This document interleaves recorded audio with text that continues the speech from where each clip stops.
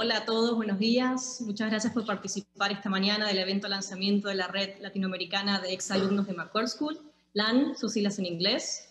En este primer evento tenemos el honor de contar con la participación del presidente de Colombia, Iván Duque, y como agradecimiento también a la DIN de nuestra escuela, María Cancian, por la introducción que acaba de hacer.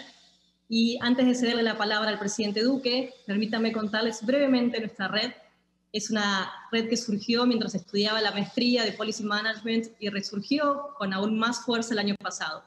El enorme y acelerado paso al mundo digital que trajo el 2020 intensificó las posibilidades de conectar con personas en todo el mundo, y eso planteaba una gran oportunidad para reunir a los egresados de McCourt School y generar una red que nos permitiera fomentar y potenciar las relaciones profesionales entre los exalumnos, pero también con la universidad.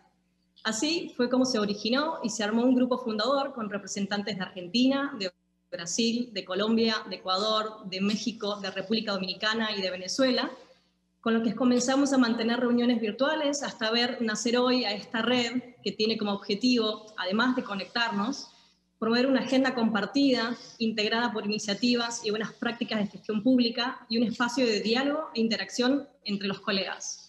La red también promoverá la oportunidad de coordinar y organizar eventos a nivel países para fomentar la interacción entre alumnos en la región, así también como promover los programas académicos de McCourt. El presidente Duque es un claro ejemplo de hasta dónde puede llegar un egresado de nuestra escuela. Solo imaginan el potencial que tiene una red como LAN al conectarnos a todos los exalumnos a lo largo y ancho de nuestra región con las políticas públicas y el desarrollo como ejes de vinculación.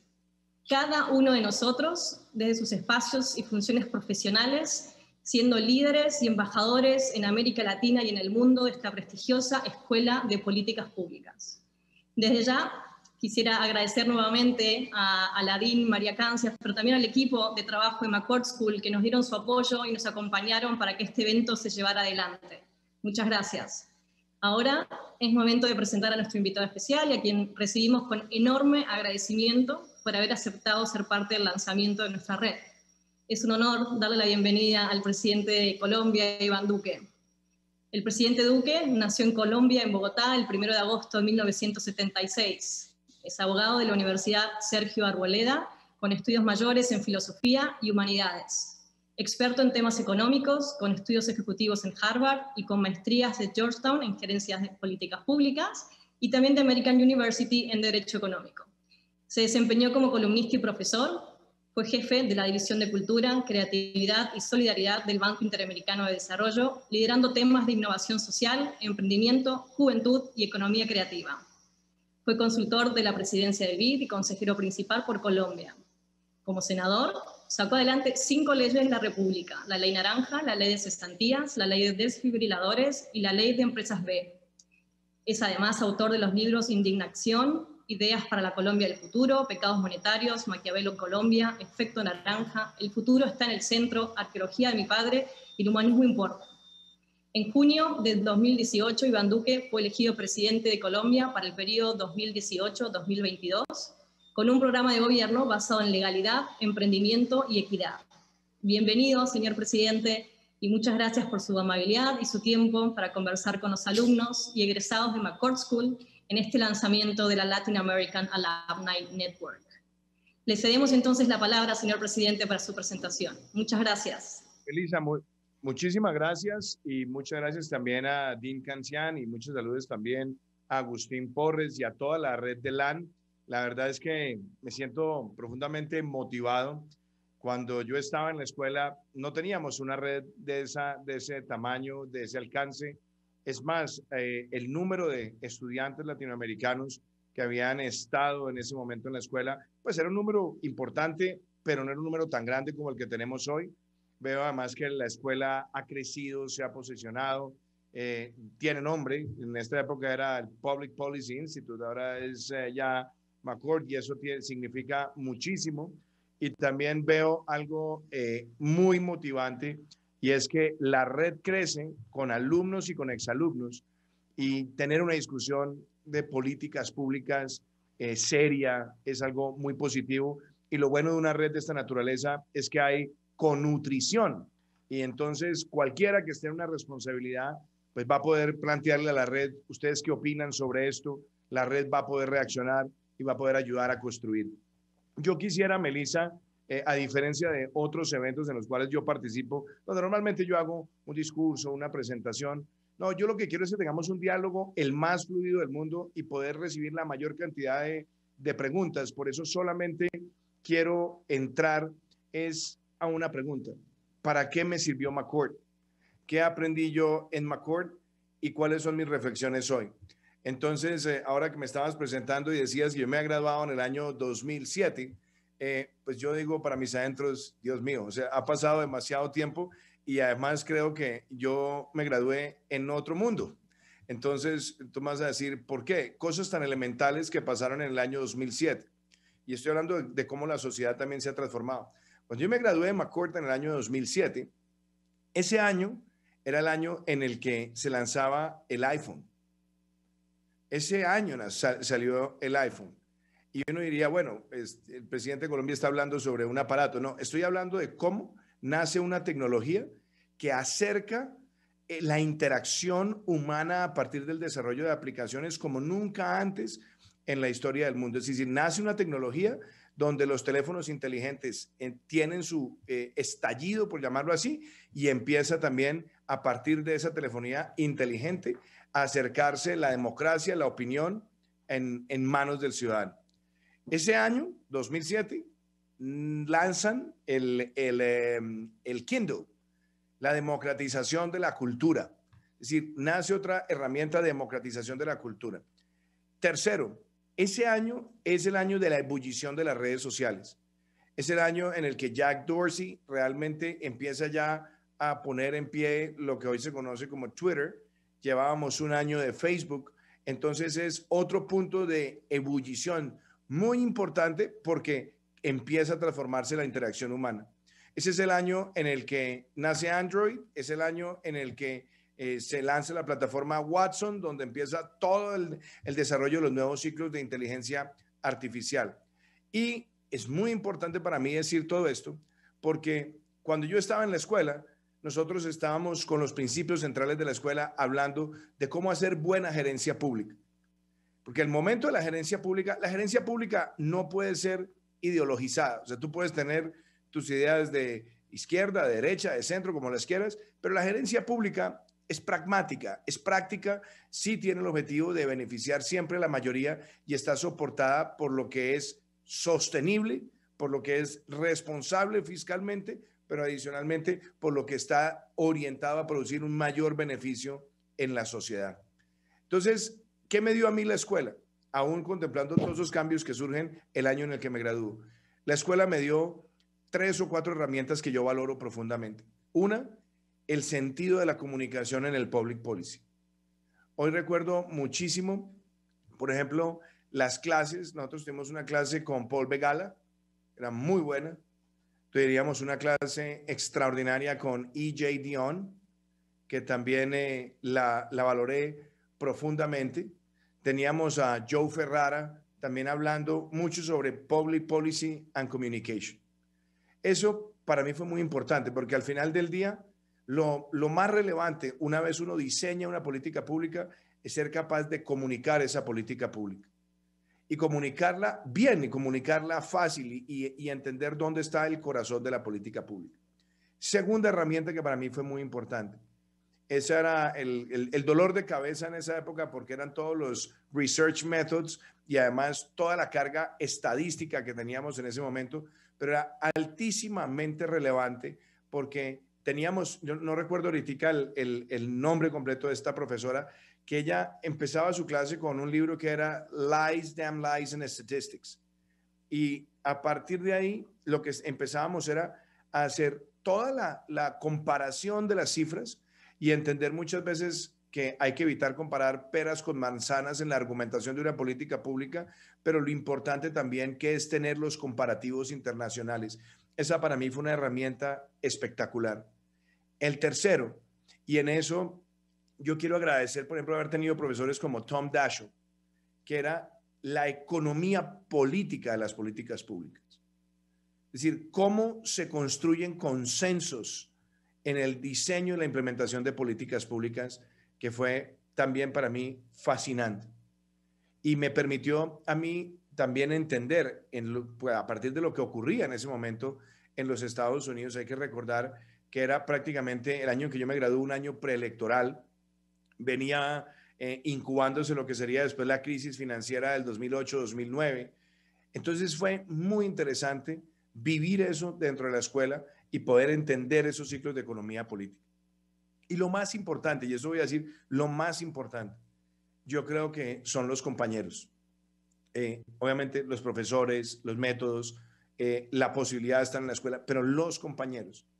Esta es la hora que yo todavía mantengo relación con muchos de mis compañeros, además contándoles a ustedes que tuve en el año de mi graduación 25 oficiales de las distintas fuerzas de los Estados Unidos.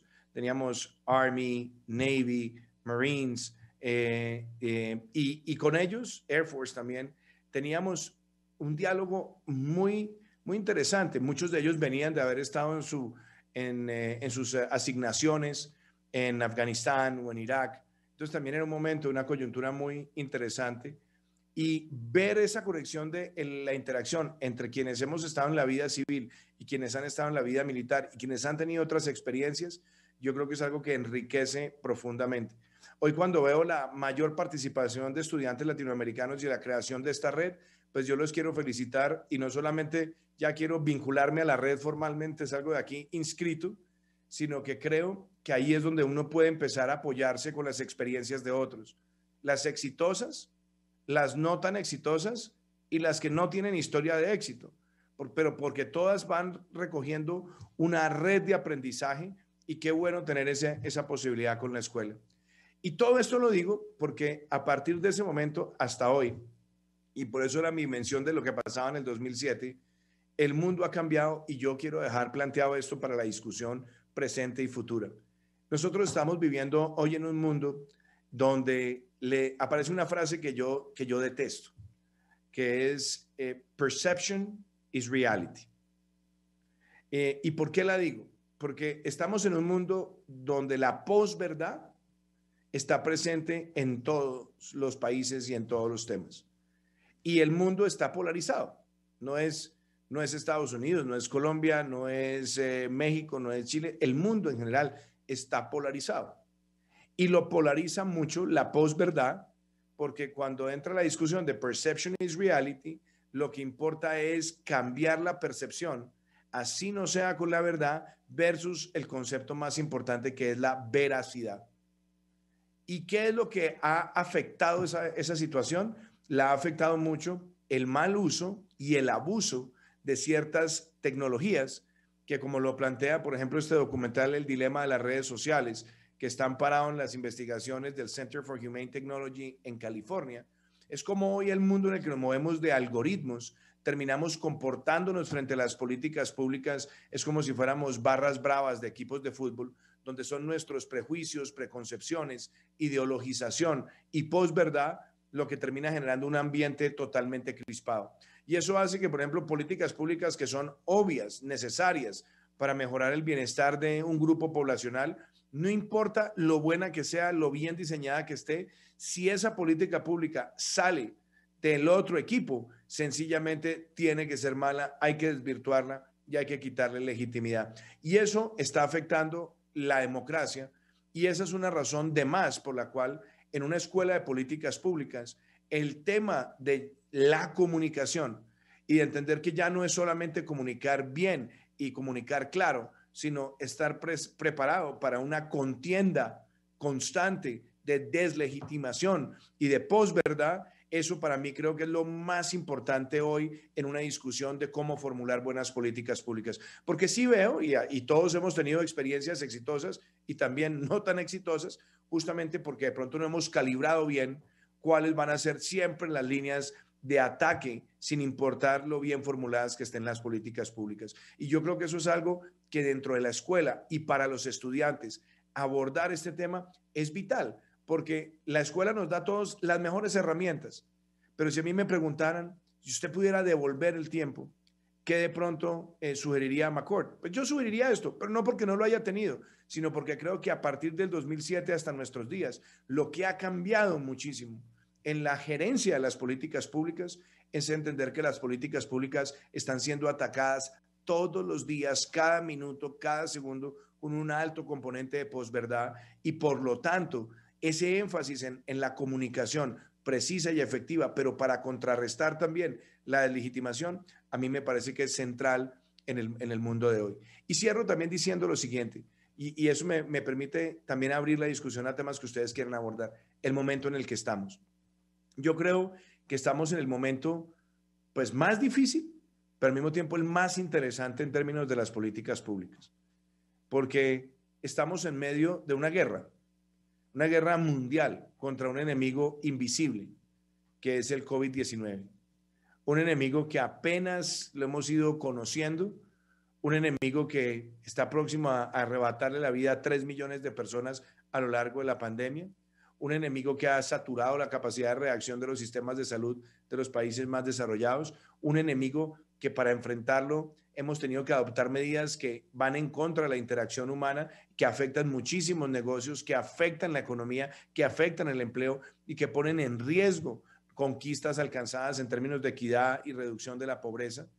Y por lo tanto, yo creo que hoy el gran desafío es cómo diseñamos las mejores políticas públicas para enfrentar la pandemia y para construir una salida sostenible de la pandemia, bajo ese prima de no volver a donde estábamos antes, sino build back better, y hacerlo con la conciencia ambiental, la conciencia social, el desarrollo empresarial, el crecimiento y algo que va a ser además un desafío tremendo, la política fiscal.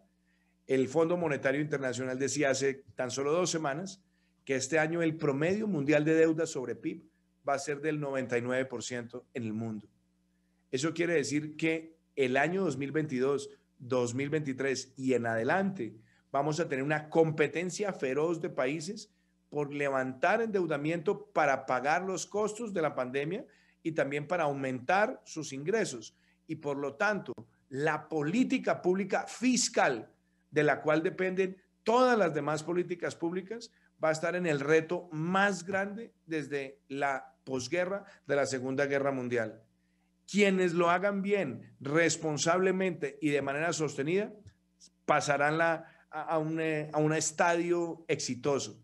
Quienes no lo hagan, quienes se dejen llevar por la demagogia, el populismo, la postergación de enfrentar el problema, van a detonar quizás una crisis de la deuda en países emergentes.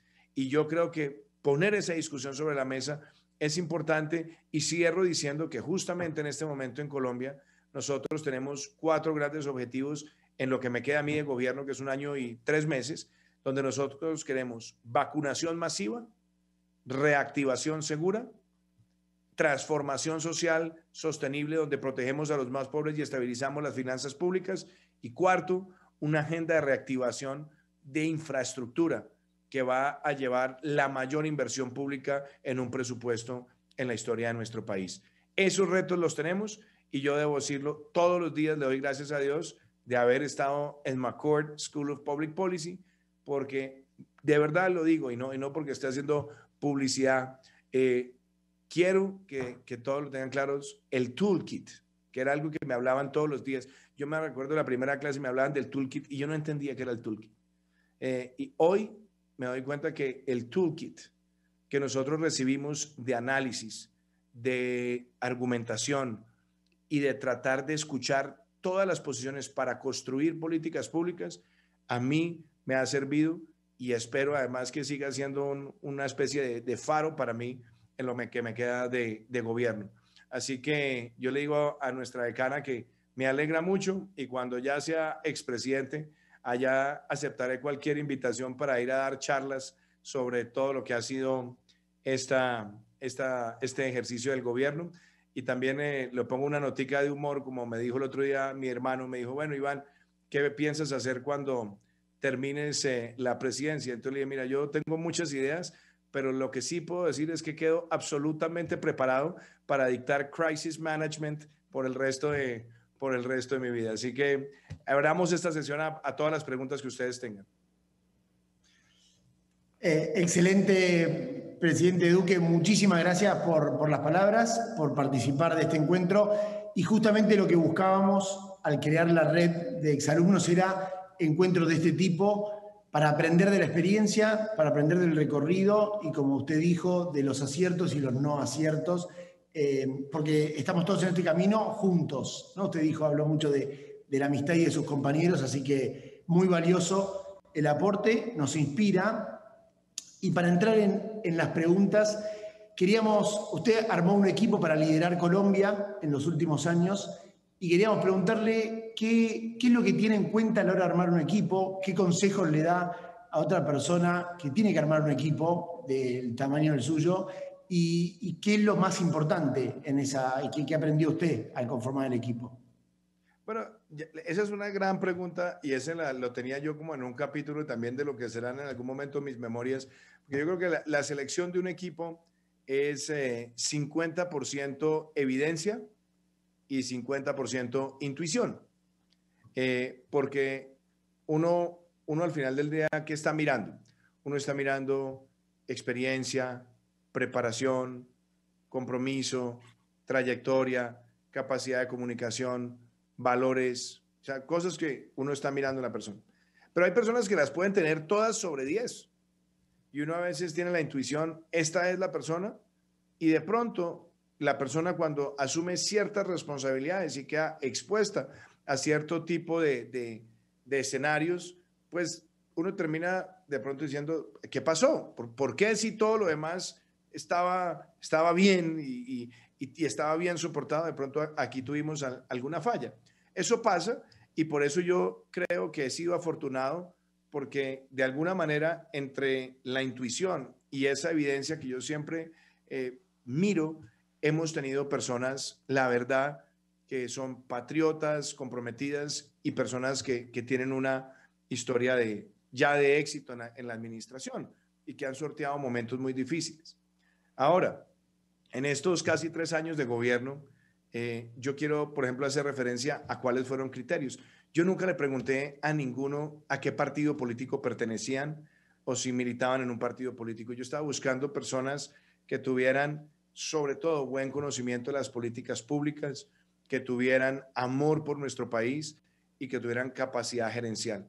Y obviamente hemos empoderado también una nueva generación. El director de Planeación Nacional de nuestro país, que fuera también viceministro de Hacienda, tiene 34 años. El ministro de Vivienda tiene 35 años. Tenemos un ministro de Minas y Energía de 39 años. Hemos ido empoderando una nueva generación donde yo me atrevo a decir que más del 60% de los viceministros son personas menores de 40 años y todos con solvencia, con un gran conocimiento. Entonces lo han hecho bien. Tenemos también algo que para mí fue muy importante y era el empoderamiento de la mujer. Yo quería tener gabinete paritario, tuvimos gabinete paritario, ahorita estamos en una especie de brecha temporal que vamos a ir resolviendo, pero empoderar a la mujer también fue muy importante. Y yo diría que el criterio en el que hoy más me fijo es la capacidad de concebir la política pública y de comunicar la política pública. Y hay muchas cosas en la administración que no vienen ex ante, que se generan en el durante.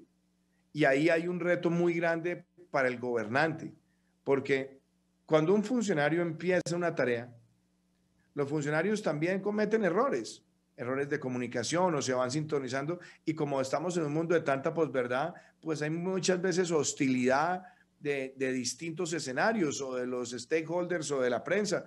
Entonces, ahí es donde uno tiene que tener mucha firmeza, porque cuando alguien comete un error, lo primero que empiezan a llegarle oídos de amigos y de personas es, ese no sirve, sáquelo, cámbielo, y ahí es donde uno tiene que tener mucha claridad que los equipos toman tiempo en consolidarse.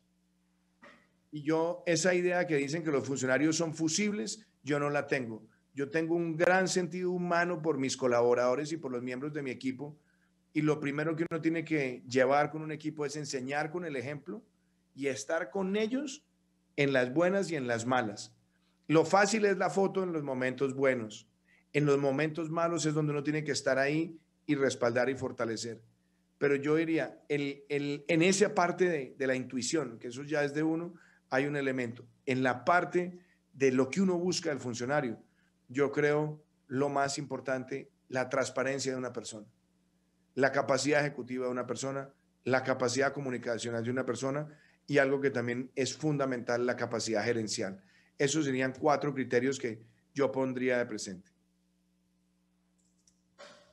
Muchísimas gracias, presidente. Y siguiendo un poco con la línea de lo que Agustín acaba de preguntarle, y usted habló en el 2007 cuando se egresó en la maestría como un año de quiebre en la tecnología, en la comunicación, con el nacimiento del iPhone, Facebook, el desarrollo de, digamos, de un nuevo sistema de inteligencia artificial. Y de alguna manera esta red también surgió un poco impulsada por este nuevo envión en la tecnología y las comunicaciones que hubo el último año, que también nos llevó a todos, en todo el mundo, a adaptarnos rápidamente a nuevas formas y a obtener nuevas herramientas también para adaptarnos al mundo laboral. Yéndonos un poco al mundo más específico de las políticas públicas, ¿qué le diría a usted a los jóvenes, hoy estudiantes o egresados que están iniciándose en el mundo de las políticas públicas o están trabajando en el mundo de las políticas públicas, sobre cómo usted ve que tienen que formarse en este momento para lo que viene en su carrera de servicio público? Bueno, vuelvo al concepto de la veracidad, porque en el mundo de la posverdad, que es la parte más dramática, es que la veracidad es una cosa y la percepción es otra. Entonces, eso es muy importante en la formulación y en la ejecución de las políticas públicas, porque lo primero que le dicen a uno en McCourt y en las escuelas de administración pública es la evidencia. O sea, al final del día, por ejemplo, hablemos de seguridad. En materia de seguridad, tú dices, yo tengo una tasa de homicidios, por decir algo, del 27 por millón de habitantes. Y entonces tú la bajas a 24. Ahí hay una reducción, y una reducción que no es menor. Pero te están bombardeando todo el día con la percepción, porque ¿qué pasa? Basta un crimen que se vuelva muy controversial o que sea muy sonado para generar una reacción de que lo que hay es una situación de inseguridad. Entonces, ¿cómo comunicar esos resultados que se van logrando y que esa evidencia sea la que oriente la percepción? Yo creo que es uno de los retos más grandes que tenemos hoy. Y yo diría esto, no hay hoy un egresado de la escuela McCourt que pueda darse el lujo de decir que él es un gestor, un administrador, un analista, pero no es un comunicador. Yo creo que hoy es esencial que todo egresado de una escuela de políticas públicas tenga una gran capacidad de comunicación y una gran capacidad de argumentación y contraargumentación, porque esa es la mayor exposición que se tiene hoy. Y no es solamente hablándolo en público, no es solamente en una entrevista. Las redes sociales son un escenario también muy importante para comunicar y donde lo que tiene uno que mostrar es la evidencia y también los comparadores históricos, porque una de las cosas de las redes sociales que además es interesante es que si ya lo dijiste, te quedaste con ello. Entonces son para mí la prueba de oro de la coherencia y la consistencia. Ahora, sabiendo que las circunstancias pueden cambiar y que hay apreciaciones que uno haya tenido en el año 2007 y en el año 2010 y en el año 2014 que por circunstancias evolutivas y inclusive mismas del análisis pueden cambiar. Pero qué importante tener un gran manejo de la comunicación también a través de estas plataformas, porque sí creo yo que hoy ese es el reto más difícil. Una política pública, por buena que sea, si no está bien comunicada, está siempre expuesta a su deslegitimación. Y ese es un reto que tenemos todos los días. Ese reto no termina, nos pasa. Y entonces, ¿cómo se arma la reacción?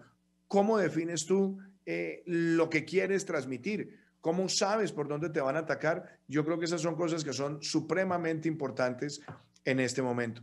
Pero sí creo también que las redes, y ojalá LAN también permitiera eso, es entre los compañeros. Y es cuando un compañero de ustedes esté de ministro de Economía o de ministro de Salud o de ministro de Ambiente y él lance una política, el tener la red para que la red le dé feedback, a mí me parece muy importante, porque es una forma de construir colectivamente sobre experiencias.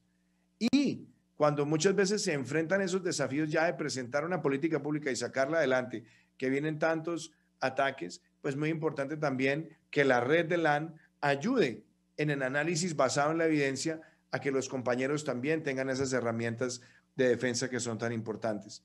Pero ya en lo que tiene que ver con la red, pues es muy interesante ir armando esos grupos donde si todos estamos siguiéndonos entre la red, pues estamos sabiendo qué está diciendo Melissa, que le gusta el tema de comercio, qué está diciendo Juan Carlos, que le gusta el tema de salud, qué está diciendo Pedro, que está trabajando en los temas de telecomunicaciones.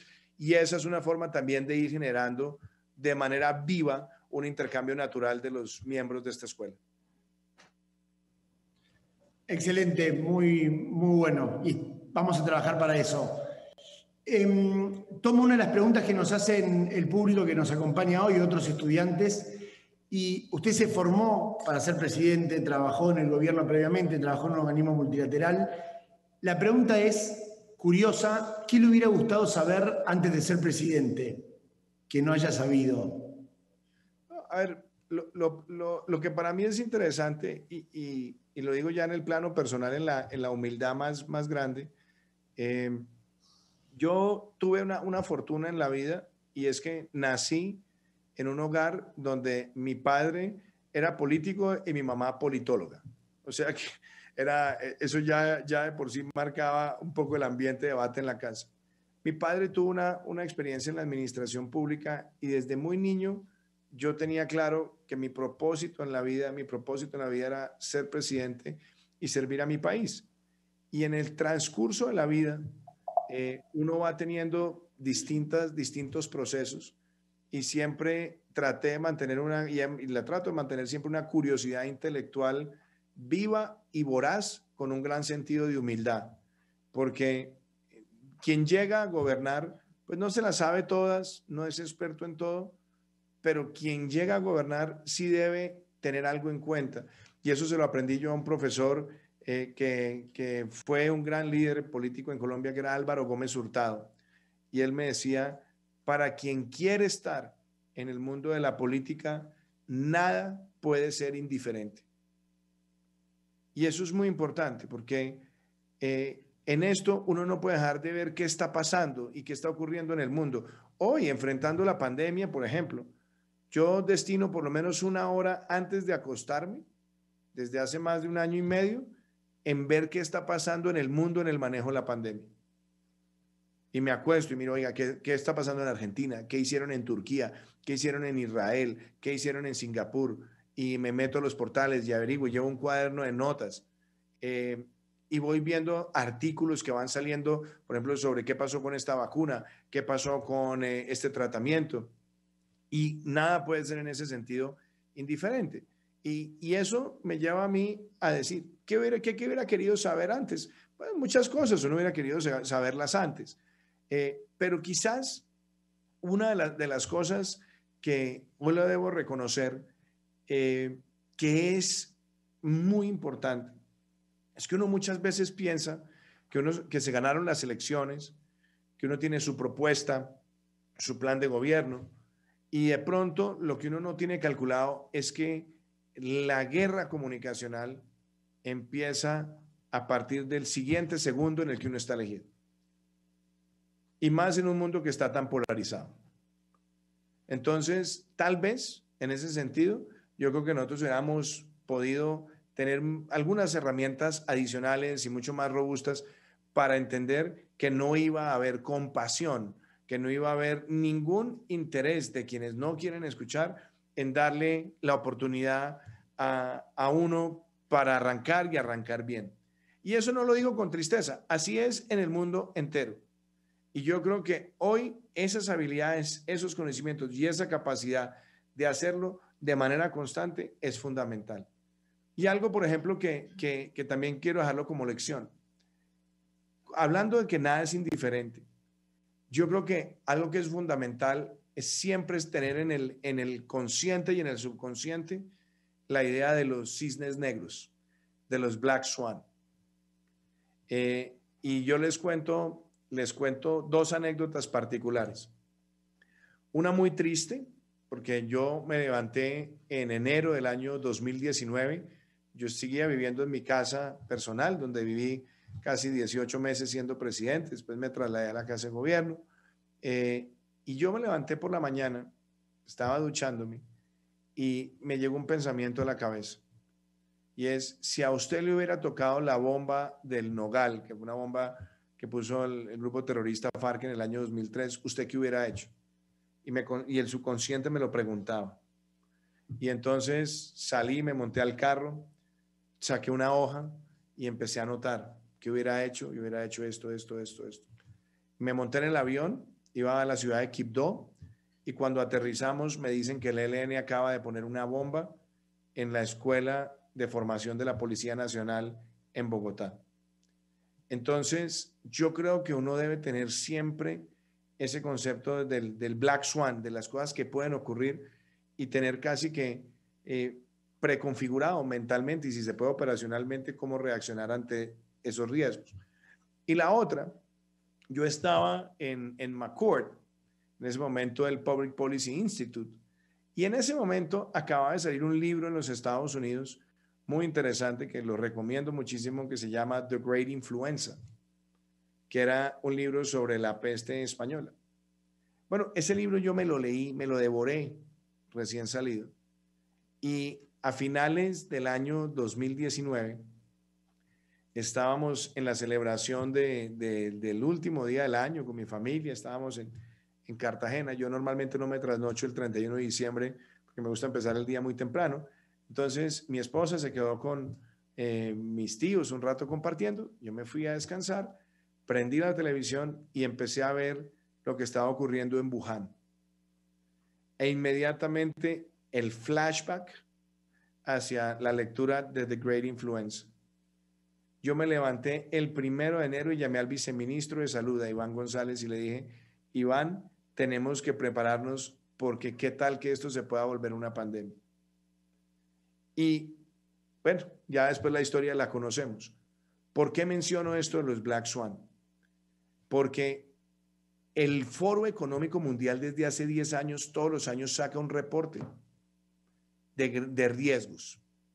Y la palabra pandemia estaba ahí hace 10 años. Y el mundo no se preparó para eso. Entonces, si tú me preguntas, ¿qué, por ejemplo, me hubiera gustado saber antes de llegar a la presidencia? Más que saber, yo creo que uno siempre debe tener un grupo de personas pensando en esos escenarios posibles y que pueden ser posibles en el mundo de hoy y cómo reaccionaría uno frente a ellos. Y lo digo con cosas como desde desastres naturales, ciberataques, guerras, pandemias, etcétera.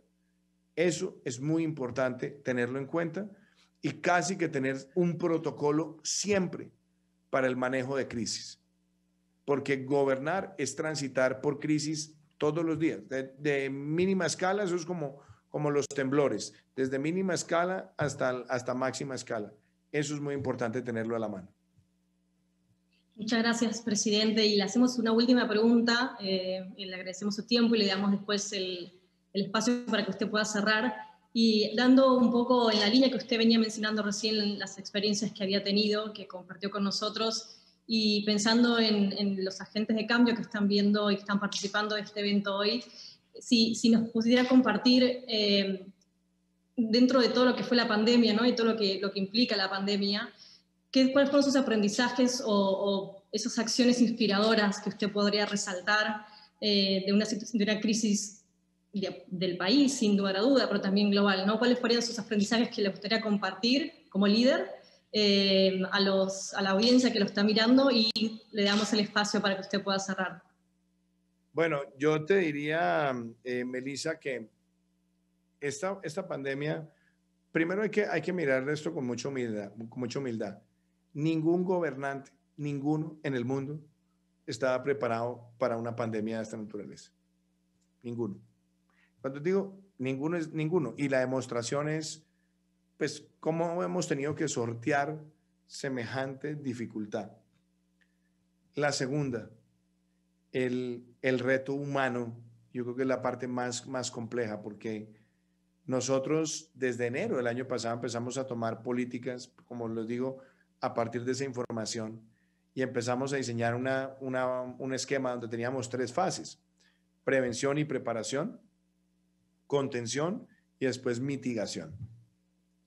Nos, nos estábamos preparando para todo, pero llega el momento de la decisión más difícil que yo he tomado en mi vida, y me atrevo a pensar que la decisión más difícil que ha tomado gobernante alguno en la historia de Colombia, que es decretar un aislamiento preventivo obligatorio en Colombia, que duró semanas, todos en casa, encerrados. Y para quien se ha formado también en políticas públicas, como es mi caso, sabiendo las consecuencias de esa decisión, desde el punto de vista económico, desde el punto de vista social. Entonces, la lección es tomar una decisión de esa naturaleza y reaccionar rápidamente para atender a la población más vulnerable. Si tú me preguntas, Melissa, hoy, ¿de qué me siento orgulloso? De lo que se ha logrado con un gran equipo en este año, fue duplicar las unidades de cuidado intensivo. Pasamos de 5.300 a más de 12.000 unidades de cuidado intensivo en el país, y hoy somos líder en América Latina en unidades de cuidado intensivo por 100.000 habitantes. Pero hoy suena fácil. Tú no te imaginas lo que era buscar ventiladores en el mundo en ese momento, y el mundo restringiendo exportaciones. Entonces, ese fue un reto tremendo. Segundo, hacer la capacidad de prueba, y algo que también ha sido muy controversial, pero que ha sido muy necesario, la comunicación. Porque nosotros tomamos la decisión de tener un espacio televisivo y llevamos más de un año continuo, todos los días a las 6 de la tarde, llevando esa información veraz, que no es un monólogo del presidente, sino era llevar a los médicos, a los especialistas, a los organismos internacionales, ir llevando la comunicación de qué se hace en salud y qué se hace con los programas sociales, donde hemos podido llevarle ayudas económicas a cerca de 10 millones de hogares, 30 millones de colombianos. Entonces, esa, por ejemplo, también es otra lección muy importante. Y hay una lección que también es además compleja, y es que tú estás lidiando con la pandemia, pero sigues lidiando con el resto. O sea, enfrentas la crisis más grande, pero tienes que seguir enfrentando a los carteles de la droga, que además quieren hacer su agosto en plena pandemia.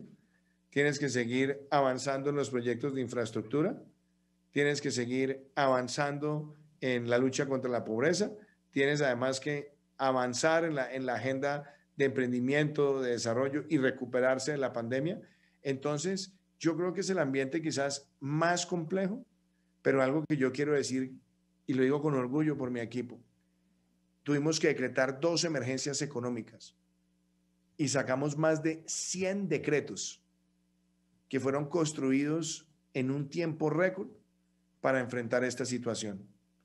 Claro, estamos lejos de decir esto ya terminó, pero ¿qué me enorgullece? Cuando tú miras a Colombia y la comparas en los indicadores comparadores internacionales que valen la pena, que son muertes por millón de habitantes, contagios por millón de habitantes, letalidad, crecimiento económico, pobreza, coeficiente de Gini, yo te diría, en muertes por millón y contagios por millón, estamos, y en tasa de letalidad, muchísimo mejor que países desarrollados que pueden tener 7 u 8 veces nuestro ingreso per cápita, y también de un gran tamaño. 2, nosotros tuvimos una caída de nuestro Producto Interno Bruto muy grande el año pasado, 6.8, la peor que ha tenido Colombia en su historia, obviamente por la pandemia, como le ha ocurrido a tantos países, pero comparativamente con otros países de la región y del mundo, Colombia logró ir reactivando también su economía, y la proyección de crecimiento este año es del 5% o más. Tercero, y eso también es muy importante, las medidas que tomamos para proteger a los más vulnerables, dicho por el Plan de Naciones Unidas para el Desarrollo, PNUD, que se dio hace unos días, muestra que prácticamente evitó que el Gini se moviera. Es decir, logramos tener toda la capacidad de reacción para mantener nuestro coeficiente de Gini prácticamente donde estaba antes de la pandemia. Y eso es un esfuerzo grande en política pública y hoy tenemos una red de seguridad social que está en ejecución. No estoy tranquilo porque estamos viviendo un tercer pico en muchos países de América Latina y obviamente en algunas ciudades de Colombia lo estamos viendo. Cuando digo no estoy tranquilo es que tenemos que seguir viendo qué pasa con este virus, porque la propia Organización Mundial de la Salud esta mañana dice que la carga de virosidad que se ha visto en las últimas semanas es tremenda. Pero mi mensaje en esto es mucha capacidad de adaptación, mucha capacidad de reacción y sobre todo tratar al máximo de poner esto sobre la mesa, de que el reto que nos trae la pandemia es proteger la vida y la salud, pero proteger el desarrollo económico y social de la misma manera y entendiendo que ahí no hay dilemas.